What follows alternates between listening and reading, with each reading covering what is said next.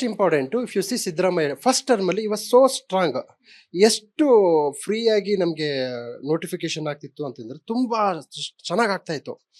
V are very proud of about him. But second ಟರ್ಮಲ್ಲಿ ಇದೆಯಲ್ಲ, ಎಷ್ಟು ಅಸಹಾಯಕರಿದ್ದಾರೆ ಸಿದ್ದರಾಮಯ್ಯ ಅವರು ಅಂತಂದ್ರೆ, ಅವ್ರಿಗೆ ತಮ್ಮ ಚೇರ್ ಬಗ್ಗೆನೇ ಕಾನ್ಫಿಡೆಂಟ್ ಇಲ್ಲ ಅಂದಮೇಲೆ ಬೇರೆಯವ್ರ ಚೇರ್ ಹೆಂಗೆ ಕಾನ್ಫಿಡೆಂಟ್ ಮಾಡಕ್ಕೆ ಸಾಧ್ಯ? ಸೊ ಸರ್ಕಾರ ಇದ್ರ ಬಗ್ಗೆ ಗಮನ ಹರಿಸ್ಬೇಕು. ಮತ್ತೆ ಸರ್ಕಾರ ಈಗ ನಮಗೆ ಪರಮೇಶ್ವರ್ ಅವ್ರನ್ನ ಗೊತ್ತಿಲ್ಲ ಸಚಿವರು ಅಂತೇಳಿ ವ್ಯಂಗ್ಯ ಮಾಡ್ತಾರೆ.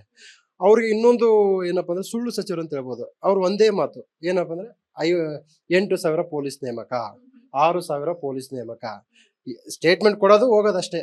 ಓಕೆ, ನೆಕ್ಸ್ಟ್ ಕ್ಯಾಬಿನೆಟ್ ಮೀಟಿಂಗ್ ಆಗುತ್ತೆ. ಒಂದು ಕ್ಯಾಬಿನೆಟ್ ಮೀಟಿಂಗ್ 50,000ಕ್ಕಿಂತ ಹೆಚ್ಚು ಉದ್ಯೋಗಗಳನ್ನ ಕರಿತಾ ಇದೀವಿ. ಸರ್ಕಾರಗಳಿಗೆ ಅವ್ರಿಗೆ ರಾಜಕಾರಣ ಬೇಕು, IPL ಟಿಕೆಟ್ ಬೇಕು, ಉಪಚುನಾವಣೆಗಳು ಬೇಕು. ಓಕೆ, ಡೆಲ್ಲಿಗೆ ಹೋಗ್ಬೇಕು.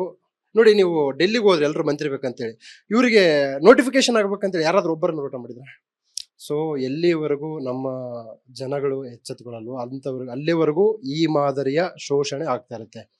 ಸೊ ಈ ಒಂದು ಜನರೇಷನ್ ನೇಪಾಳದಲ್ಲಿ ಆದಂತಹ ಕ್ರಾಂತಿ ಭಾರತದಲ್ಲಿ ಆಗಲು ತುಂಬಾ ದಿನಗಳು ಕಾಯ್ಬೇಕಿಲ್ಲ. ಏನಕ್ಕೆ ಅಂದ್ರೆ ಎಲ್ಲ ನೆಪೋ ಕಿಡ್ಸ್. ಓಕೆ, ಸೊ ಈ ಮಾದರಿಯ 50,000 ನಾವು ಮಾಡ್ತೀವಿ ಅಂತಂದ್ರು ಮಾಡಿಲ್ಲ. ಸೊ ಇದು ಹೀಗೆ ನಡೀತಾ ಇರುತ್ತೆ. ಸೊ ಇದು ಒಂದು ಕಾದ ಕೆಂಡವಾಗಿದೆ, ಯಾವತ್ತು ಬುಗಿಲು ಹೇಳುತ್ತೋ ಗೊತ್ತಾಗಲ್ಲ.